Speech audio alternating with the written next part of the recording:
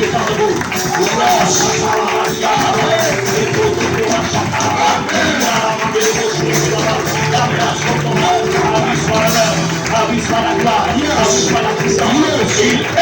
Il était et il vient. Alléluia. Reste à toi. Gloire à Dieu. Nous bénissons le Seigneur. Amen. Vous savez, le thème que le Seigneur a inspiré à son serviteur, ce n'est pas un thème d'enfant. C'est un thème qui nous engage tous dans la guerre. Que ce soit toi, que ce soit nous. Est-ce que vous comprenez cela? Amen. Vous savez, le monde que vous voyez, lorsque j'étais, pendant que j'arrivais, je me suis rendu compte que vraiment, les babes, là, ça va loin. C'est-à-dire que les choses qu'on va dénoncer ici, tous ceux qui sont là-bas, ils savent qu'on est en train de nous attaquer. Mais on doit les attaquer au nom de Jésus. Amen. Laisse aller mon peuple, ou déliez-le et laissez-le aller. Comment allons-nous travailler pendant ces moments? Au-delà du fait qu'à un moment, je prierai pour les gens, nous prierons, mais je vais plus vous communiquer quelque chose. Amen. Amen. Je vais vous transmettre. Vous savez, il y a beaucoup de chrétiens qui c'est bien de prier en langue. C'est bien, non, de chasse qui est devant, c'est bien. Mais on ne combat pas de manière générale. On combat avec précision. Yes. Un pays peut avoir toutes les armes, être bien équipé sur le plan des armements. Mais si son système de renseignement est faible, les pays ennemis ou les ennemis qui sont à l'intérieur peuvent déstabiliser ce pays. Amen. Et pourtant, ils ont tout l'arsenal. Mais un service de renseignement défaillant permettra en fait à l'ennemi de se manifester. Et même de gagner. L'église a l'arme la plus puissante. Jésus. Oh, on n'est pas quelqu'un qui attend ce que je dis. Amen. Je dis Jésus. En fait, quand je dis Jésus, en fait, tu dois même acclamer. Quand tu entends que l'église a l'arme la plus puissante, en fait, tu dois acclamer parce que tu es l'église. Yes. Mais le problème, c'est que nous avons un système de renseignement assez, je dirais, faible. Et il y a peu de connaissances. Vous savez, la personne la plus dangereuse est celle qui connaît. Yes. Vous comprenez? Amen. C'est pourquoi vous allez remarquer que les Occidentaux, ils ont bien fait, ils ont fait en sorte que les gens passent beaucoup de temps dans la distraction. Mais il y a peu qui lisent. Parce que la lecture des véritables ouvrages t'apporte une connaissance qui fera en sorte que tu sois au niveau qui te permettra de mieux te défendre dans la société. La connaissance. C'est pourquoi ce matin, je vais introduire sur ce thème. Déliez-le et laissez-le aller. Le problème, c'est que le monde, en fait, invisible, il y a plusieurs domaines qui retiennent les êtres humains et qui attaquent même les chrétiens. Il y a par exemple les liens générationnels. Ça retient et ça maintient les gens en captivité. Je ne vais pas rentrer là-dedans. Il y a la notion des hôtels, les hôtels familiaux, qui en fait sont là depuis des générations. Mais je ne parlerai pas des hôtels. Je vais plutôt parler, en fait, des envoûtements sorcellaires. Parce que c'est la première chose que le diable fait quand il veut attaquer un chrétien. La sorcellerie n'attaque jamais un enfant de Dieu sans pourtant chercher d'abord à l'envoûter. Je vous expliquerai tout cela. Donc, je voudrais dire que vous rappelez que notre message, nos travaux s'appuient sur Jean 11, versets 43 à 44, qui dit ceci. Ayant dit cela, il cria d'une voix forte. Ici, en fait, Lazare est captif de la mort. Yes. Captif de la mort.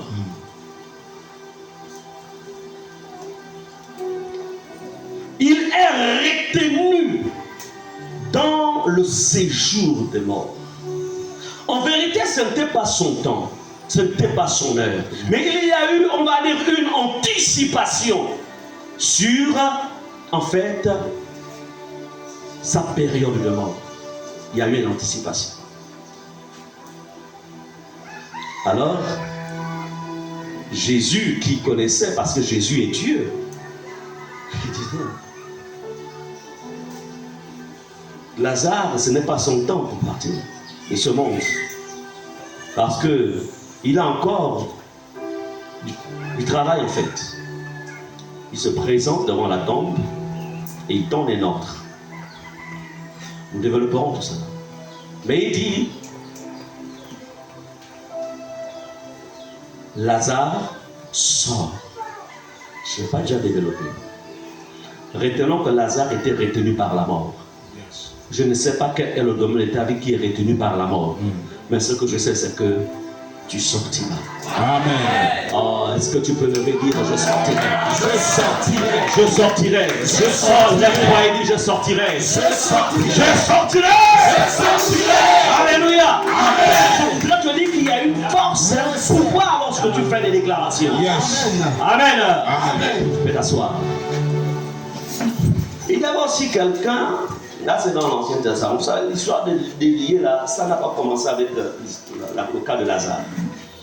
Il y eut un peuple qui, pendant 400 ans, ce peuple fut retenu en esclavage dans un pays où, grâce à un descendant de ce peuple, ce pays ne fut pas détruit par cette année de sécheresse. Et la meilleure manière de le récompenser, c'est-à-dire de récompenser la génération suivante, c'était de le maintenir dans l'esclavage. My God. Ça veut dire que quel que soit le bien que tu peux faire, tant que tu n'as pas en fait détruit ton ennemi, en fait, cet ennemi-là, il fera tout pour te maintenir dans l'esclavage. Et voyez-vous ce peuple qui avait une alliance avec Dieu, et comme toi tu as une alliance avec Dieu, Amen. Dieu, 400 ans plus tard, suscita Moïse. Il se révéla à Moïse. Et il dit à Moïse, au verset 1 à 2 d'Exode 5, Dieu donna un ordre à Moïse. Et Moïse repartit donc en Égypte parce que Dieu se révéla à lui au mont Horeb. Alors, la Bible nous dit, Moïse et Aaron se rendirent ensuite auprès de Pharaon et lui dirent, ainsi parle l'Éternel, le Dieu d'Israël, laisse aller mon peuple. Alléluia. Amen. Laisse aller mon peuple. Et regardez, le verset 2, il dit, Pharaon répondit, qui est l'Éternel? My God, oh le diable, il est orgueilleux. C'est quoi? Lui, c'est la guerre. Il ne comprend que le langage de la guerre. La sorcellerie ne comprend que le langage de la guerre. Les satanistes ne connaissent ou ne comprennent que le langage de la guerre. Les occultistes ne comprennent que le langage de la guerre. Eux, ils ne connaissent pas l'amour. Non, ils ne connaissent pas le langage de l'amour, c'est la guerre. Écoutez un peu l'orgueil de Pharaon. Il dit, qui est l'Éternel? Attends, qui est ton Jésus là? Qui est Jésus? J'ai reçu, Pasteur Alain, J'ai reçu à mon bureau il y a pas longtemps, cette semaine, un pasteur, un jeune pasteur, qui s'est fait, moi je dirais qu'il s'est fait ensorceler par une soi-disant prophétesse. Donc elle lui dit, j'ai une vision de toi, et le Seigneur me disait, le Seigneur me disait que tu viens parce que je dois te faire la délivrance. C'est un jeune pasteur, manque de connaissances. Mais tu vas pour cette délivrance, il faut que tu apportes de l'eau, tu apportes l'huile d'onction, tu apportes certains éléments. Ensuite, on mettra l'eau là-dedans, on mettra tous ces éléments là-dedans. Et pendant 7 jours, tu vas te laver avec cette eau. Et après cela, tu auras ta délivrance. Et c'est la femme qui m'appelle pour dire, papa, j'ai des soucis ici. Voici ce que ton fils est en train de faire. Je l'ai reçu au bureau, je lui ai dit, déjà je l'ai repris. Donc je lui ai dit, bon, je ne t'en veux pas, je sais que c'est à peine que tu viens de faire de moi en fait ton mentor, mais dis à la prophétesse là que je vais la voir ici au bureau. On va se voir les yeux dans les yeux. Je vais lui faire, on va faire une confrontation spirituelle. Yes. Je dis, amène-la ici. Qu'elle me montre dans la Bible, là où Jésus a utilisé l'eau, l'huile et les autres éléments des feuilles mélangés à l'intérieur, et puis ensuite qu'elle vienne. Je dis, c'est une ritualiste, c'est une sorcière. Et comme elle est sorcière, elle ne peut pas se tenir devant moi. Qu'elle vienne, je dis que mon père là-bas veut te voir. Et je veux lui faire ça, c'est-à-dire qu'au bureau là, je vais lancer une offensive. Elle va tomber, elle comprendra que on ne blague pas avec elle. Yes. Yes. Ces gens-là ne comprennent que le langage de La terre. Amen. Ils peuvent tromper tous les jeunes là, mais ils ne peuvent pas tromper des gens comme nous. Et je lui ai dit, tu sais qu'elle a mis en mouvement. Elle a mis en mouvement déjà la prophétie, qu'elle te dit prophétie, c'est un esprit de python. L'eau qu'elle te dit là, cette eau là, c'est quoi? Mais c'est un esprit des eaux qui va être là-dedans. Les feuilles, ce sont des esprits de la forêt. C'est un melting pot, elle sait ce qu'elle fait. Qu'elle vienne. S'il y a des gens qui ont blagué avec Jésus, il y a des gens qui n'ont pas blagué avec Jésus. Yes. Parce qu'ils savent que le terrain est compliqué. Donc quand tu blagues avec Jésus, en fait, tu n'es plus en fait quelqu'un qui est menaçant. C'est quoi ce matin dit au nom de Jésus? Au nom de Jésus. Au nom de Jésus. Au nom de Jésus. Pendant ces moments, Dieu va me fortifier. Et je deviendrai une menace pour le monde des ténèbres. À vous qui êtes dans les environs là, qui recevez le message depuis vos maisons, écoutez ce message, ça vous concerne aussi. Yes. Parce que Jésus vous aime. Yes. Donc de là où vous êtes, recevez ce message parce qu'il est aussi à vous. Amen. Et dans la semaine, venez ici, recevoir Jésus. Yes. Parce que vous avez besoin de lui. Amen. Tu as même bien fait de faire ça. Les baffes comme ça. Yes. Amen. Alléluia. Amen. Je vais vous parler, le sujet que je vais développer est le suivant. 1. Identifier. 2. Vaincre. 3. Esquiver tout envoûtement sorcellaire. Yes. Identifier. Vaincre.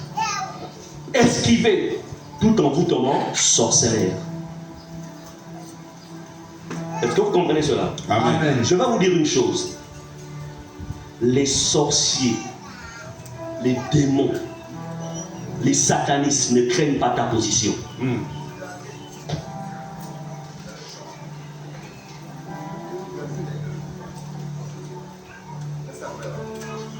Amen. Tu peux être intercesseur, intercesseuse. Ils ne te craignent pas. Tu peux être en fait pasteur. Ils ne te craignent pas. Tu peux être en fait prophète, c'est-à-dire que tous les titres, Tu peux être disciple, ils ne te craignent pas. La seule chose qu'ils craignent, c'est si tu connais. Le thème que je vais développer là, ça va vous aider. Pour le petit témoignage, l'année dernière, j'ai été victime d'un envoûtement. Je vais à une veillée mortuaire,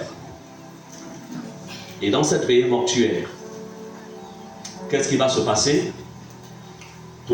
On organise donc les funérailles, c'était un membre en fait de la famille élargie, je ne peux pas entrer dans les détails. À la fin, donc les funérailles se font. Il faut dire que j'avais baissé la garde. J'avais baissé la garde. Parce que j'avais des visions que Dieu me montrait par rapport à cette veillée mortuaire. Mais je n'ai pas cherché à comprendre le sens de la vision. J'étais plus porté, en fait, à faire les choses par sentimentalisme. À 3 reprises, le Saint-Esprit m'a donné des visions d'avertissement. Mais je n'ai pas fait attention. En fait, je n'ai pas cherché l'interprétation. Je me suis seulement limité, en fait, à combattre, à repousser. Mais je ne suis pas allé très loin. Après l'enterrement, le samedi, dans l'après-midi, je repars chez moi. La veillée, les funérailles se passaient du côté de Vendo. La veillée, plutôt, moi j'habite là, au niveau de... Donc, je suis attendant avec vous. Alors, ce qui va se passer, c'est que 18 h, j'entends un son. Je suis dans ma chambre, je vais à la douche. J'entends un son lugubre. J'entends des sifflements qui provenaient de l'extérieur. Mais des sifflements qui ont dressé mes cheveux. Moi, je n'ai pas coutume de... ça ne me ressemble pas. Pourquoi mes cheveux? Et tout de suite, la voix du Saint-Esprit se met à me parler. Elle me dit, tu as été suivi. Elle me dit, il y a un esprit de la nécromancie qui t'a été envoyé. L'esprit de nécromancie est un esprit qui vient du monde des morts, du monde des cimetières. Et le Saint-Esprit me dit, j'ai dit, mais comment il a fait? Il m'a montré les portes que j'avais ouvertes à travers, en acceptant certains éléments culturels. Par exemple, chez les sudistes, il y a ce qu'on appelle quand quelqu'un est malade, est mort, on va d'abord annoncer la nouvelle et ensuite on annonce la nouvelle et aujourd'hui on annonce la nouvelle moyennant avec de l'argent. Et ensuite il y a aussi annoncer la mort, c'est aussi avec de l'argent. Parce que j'étais ignorant à ce niveau-là. C'est l'ignorance, c'est pourquoi la connaissance va vous aider. Pour moi, bon, je suis le chef de famille, annoncer la nouvelle, bon, moi j'ai pris ça au premier degré.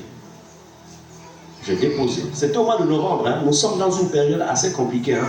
Dans le monde des esprits, du mois d'août au mois de décembre jusqu'en janvier, c'est la période où Satan a activé tous ces démons, tous ces sorciers, tous ces agents pour ravitailler en fait le monde des ténèbres avec le sang. Voilà pourquoi vous remarquerez beaucoup de morts dans cette période-ci. Donc il n'y a pas une période aussi sensible dans le monde des esprits par rapport à cette période. C'est pourquoi vraiment je rends grâce à Dieu par rapport à cette thématique. Je vous parle ça pour dire que, pourquoi je vous rends témoignage, pour que vous compreniez que ce n'est pas une question de pasteur, c'est une question de connaissance et de suivre la voie du Saint-Esprit pour ne pas être esclave. Alors, donc ils vont créer, le Saint me dira, à partir de là, tu as ouvert une porte en acceptant, en le faisant. Et ils ont créé ce qu'on va appeler une turbine interdimensionnelle, c'est-à-dire un canal qui va de là où ils sont et de là où je suis. Mais ils ne peuvent pas entrer. ce qu'ils sont en train de faire, ils sont en train, en fait, de renforcer, en fait, les attaques afin d'avoir le contrôle sur toi. Ils avaient déjà activé l'envoûtement. Quand je suis assis au salon, quand vous voyez, moi j'habite les Bongébiliers, vous connaissez la cité marocaine, il n'y a pas d'arbre, il n'y a rien. C'est que des bâtiments en étage. Ça, quand je sors, je vais bien regarder, est-ce qu'il y a un endroit où un oiseau peut se mettre là et en train de chanter. Mais ce n'est pas un chant d'oiseau, sont des chants des esprits. Chez les gens du Sud, on appelle ça, les gens du Sud, le Litengo. Ils ont relâché un Litengo pour venir m'attaquer. Amen. Amen. Le diable. Mais c'est sans compter à qui ça va faire. C'est pourquoi je vais vous donner les secrets de la force de Dieu. Yes. Mais laissez-moi vous dire qu'à la fin de ce combat, quand c'est comme ça, j'ai dit Saint-Esprit, montre-moi quels sont ceux qui m'attaquent. Parce que ce jour-là, à la veille morte, il y avait plusieurs membres de la famille élargie. C'est qui? Je regarde, le Saint-Esprit vient me montrer dans la nuit. Il me dit voilà, X, Y, Z sont les trois. Il m'a montré. J'ai dit c'est bien. Et quand il m'a montré, j'ai commencé à combattre avec les noms. Et après cela, l'un d'entre eux est venu à laisser. Moi, je suis resté vivant et je reste toujours vivant. Amen. Amen. Amen. Je vous ai rendu ce témoignage parce que beaucoup de chrétiens pensent être invincibles.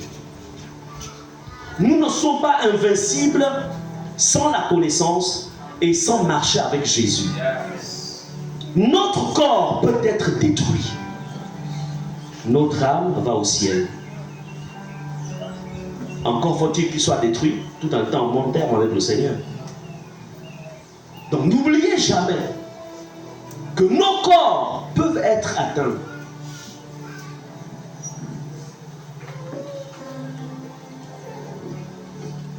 Donc comprenez que dans cette période de fin d'année, une période qui précède en fait cette période qui précède la nouvelle année, il est nécessaire que vous soyez équipés afin de mieux contrer les plans que les agents de ténèbres peuvent planifier contre vous, contre ce ministère.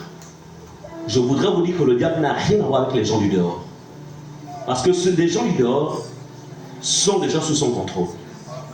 Mais par contre, le problème c'est nous, c'est vous. Parce que dans ce terrain-là, aucun sorcier, aucun démon ne peut survoler la nuit au-dessus d'ici.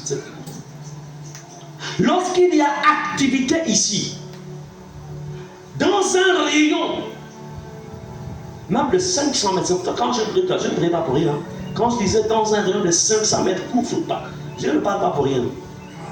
Je place des limites. Ils ne peuvent pas opérer. Donc, vous les gênez. Qu'en faut-il faire? Il faut donc chercher à les neutraliser. Si on les neutralise, vous êtes neutralisable. Est-ce que vous comprenez cela?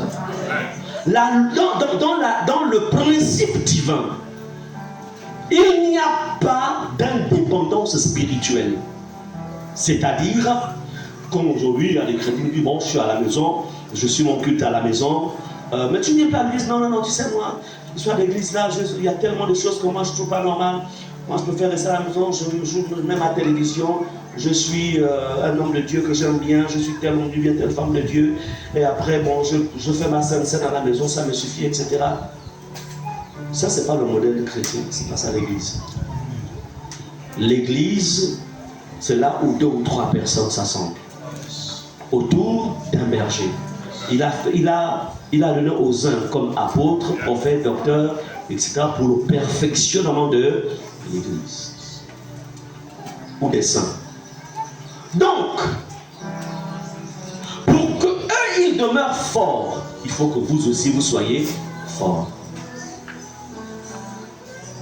Donc, être chrétien ne vous met pas à l'abri des envoûtements sataniques. C'est pourquoi vous devez être instruits. Envoûtement. Comment faire? Alors, déjà, la définition du mot envoûtement, que vous compreniez cela, c'est agir magiquement, le plus souvent pour faire le mal sur un être animé, donc un être humain, par l'intermédiaire de son effigie. On va prendre une statuette, on va prendre une photographie, une image de toi, et ensuite on va commencer, ces gens-là vont commencer à relâcher des paroles. Et souvent ça se fait sur la base d'un autel. Je ne vous parlerai pas de l'autel aujourd'hui. Il y a un autel satanique et les envoûtements se font à partir de là. On amène le nom, la photo, l'image de la personne, ensuite on commence à relâcher. Je donnerai les détails plus tard. Donc, on exerce à distance une influence maléfique. C'est-à-dire que la personne peut être aux États-Unis, elle peut être en France, elle peut être en Chine. Mais quand l'envoûtement part depuis le Gabon, depuis son village, le monde des esprits ne connaît pas les distances. Il y a des personnes qui disent, moi, votre pays, là, moi, je ne viens plus là-bas, c'est terminé. Je reste chez moi, je reste ici, hein, je reste au Canada, je reste en France, moi, Mais vous remarquerez que quand bien même la personne est hors de son pays, sans un travail véritable de délivrance, sans un travail spirituel, parfois la personne ne décolle pas. Elle ne décolle pas. Oui, elle a fait des bonnes études, mais maintenant pour aller à l'étape suivante, l'étape du travail, il n'y a rien. En dehors de petits boulots que la personne pourrait faire, en fait la personne survit. Le monde de l'esprit ne connaît pas la distance. Parce que le monde de l'esprit, ce n'est pas un monde qui est dans le temporel. C'est un monde en fait qui est dans l'éternité.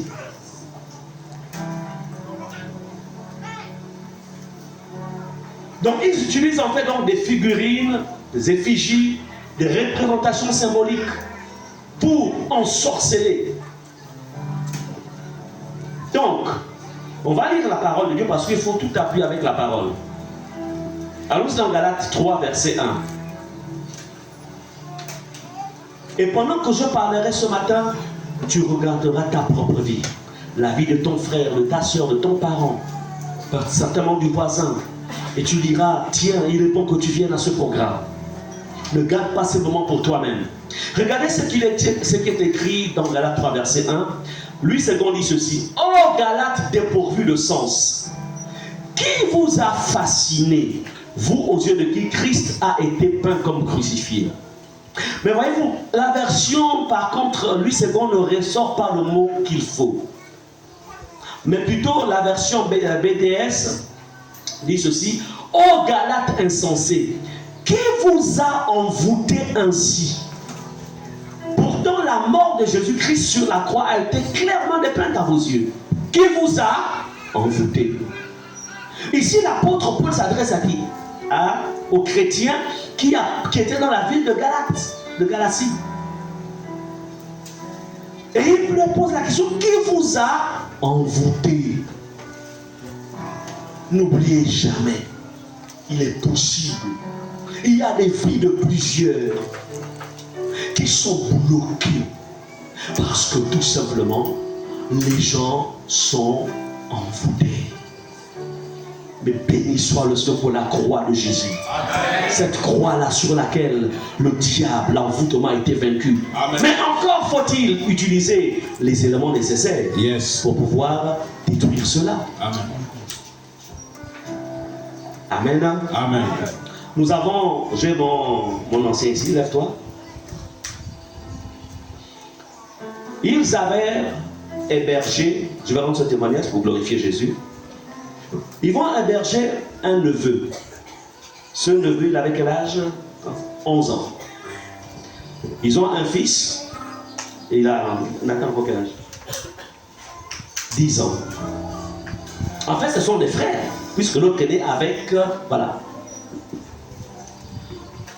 Donc, le neveu, là, c'était un véritable sorcier. Il vampait. Fais t'asseoir. Que va-t-il se passer? Il va commencer en fait à être jaloux du fils de la maison. Vous m'entendez? Les parents sont consacrés, les parents prient, l'enfant est consacré, c'est notre batteur même au niveau de l'église, le batteur principal.